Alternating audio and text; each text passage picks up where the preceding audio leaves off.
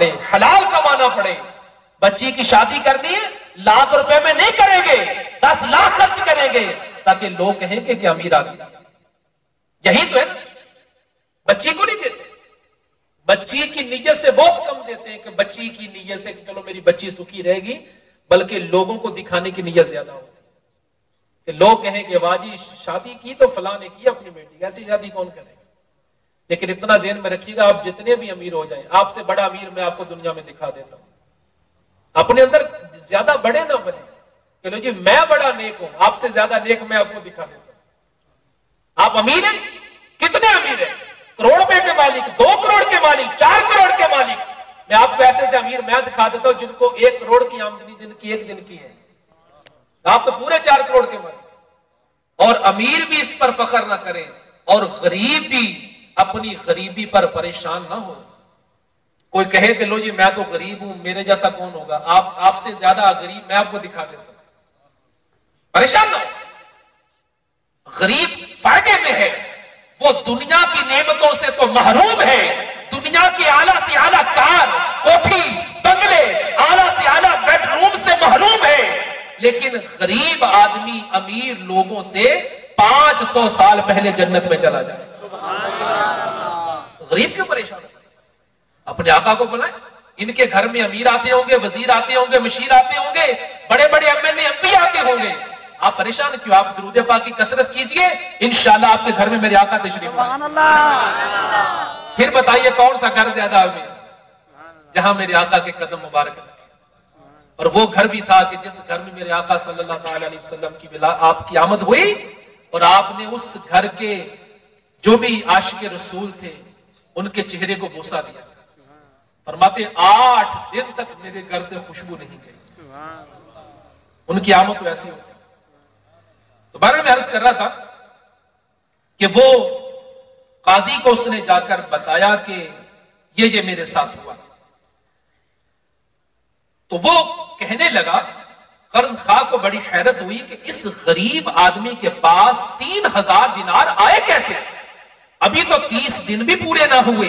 काजी ने पूछा कि बता 3000 दिनार कहां से आए? उसने सारा वाकया काजी को सुना दिया। काजी ने जो वाकया सुना तो बेकरार होकर कहने लगा, वाह, सारा सवाब वजीर ही को कमा कर ले जाए। फरमाया कि जा तेरा कर्ज मैं अदा करूं। उधर जब कर्ज लेने वाले ने सुना तो उसने कहा कि सारा सवाब ये और वजीर ही क्यों लेकर जाए? उसने कहा जा मैं तेरा कर्ज ही माफ करता हूं। वजीर ने कहा कि जो मैंने कहा मैं तुझे दूंगा। 3000 उसने दिए और 9000 वहां से मिले। 9000 वहां से मिले। और वो किस अंदाज में मिले कि उसने जब वहां काजी को बात सुनाई तो काजी ने ये कहा, उस वजीर ने ये कहा कि ये 3000 दिनार लो, इससे तुम अपना कर्ज अदा करना। ये 3000 दिनार और लो, इससे अपना कारोबार करना।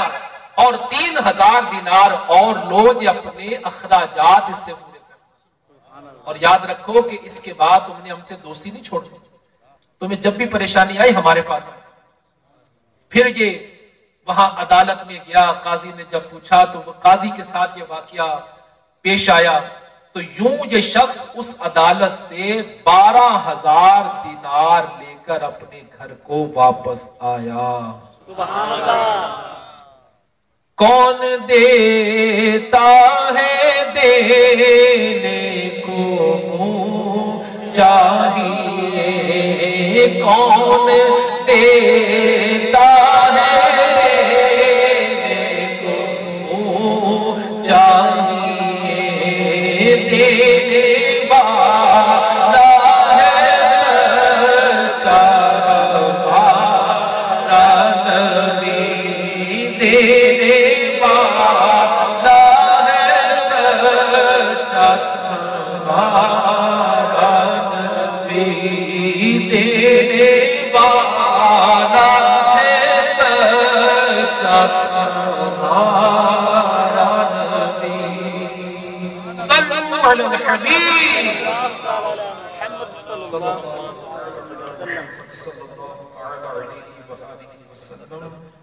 सलातम व सलामुन अलैका या सय्यदी या सय्यदी या सय्यदी या रसूलुल्लाह सल्लल्लाहु अलैहि वसल्लम।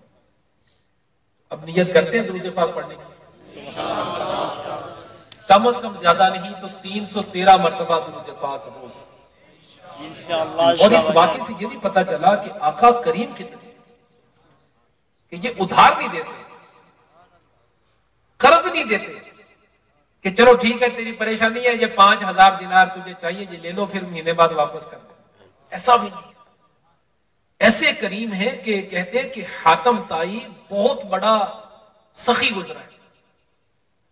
उसके कहते 7 दरवाजे थे घर के, जिस भी दरवाजे से कोई सवाली आता था उसको वो दे देता था।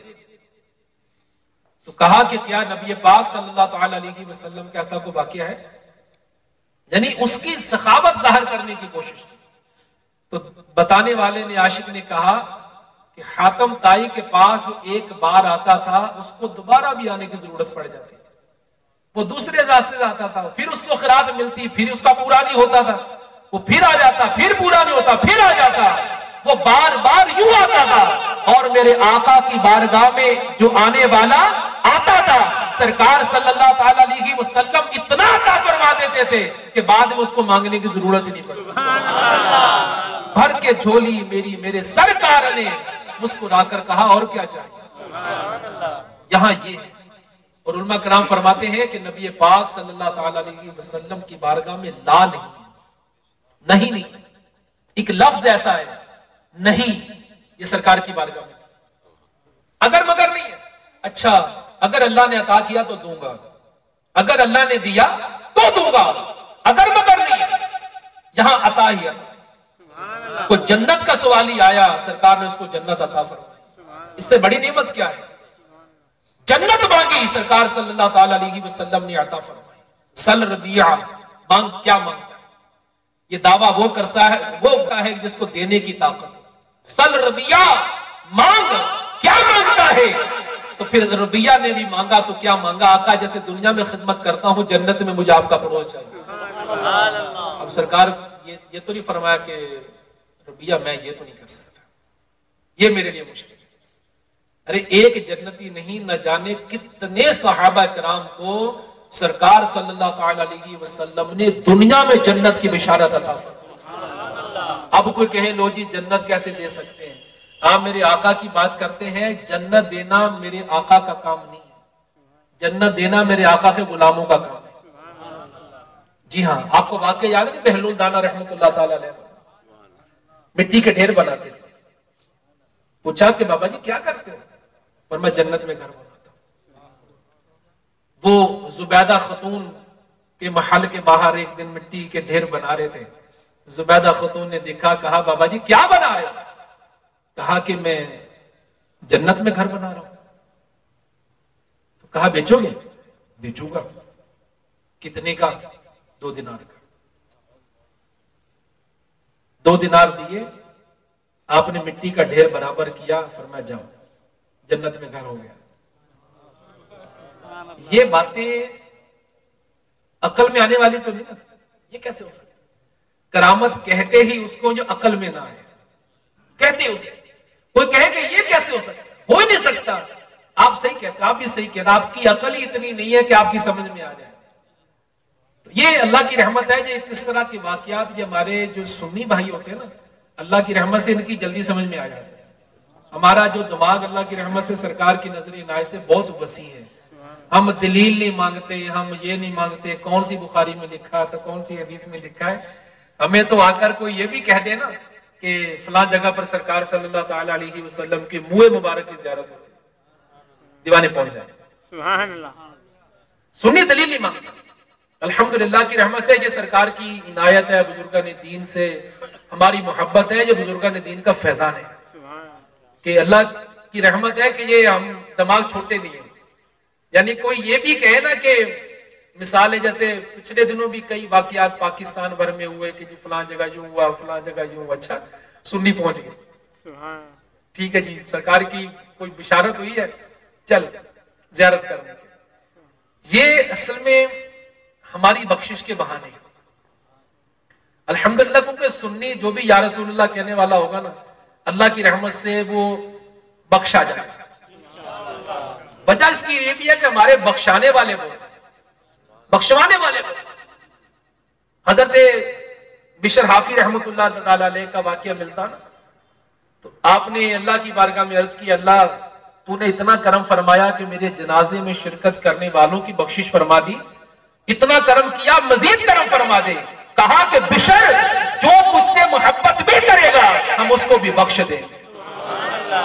हमें बिशर हाफी रहमतुल्लाह ताला अलैह से प्यार है, अल्लाह की रहमत से अपना बेड़ा पार है। दोज़ख में मैं तो क्या, मेरा साया ना जाएगा, क्योंकि ये रसूल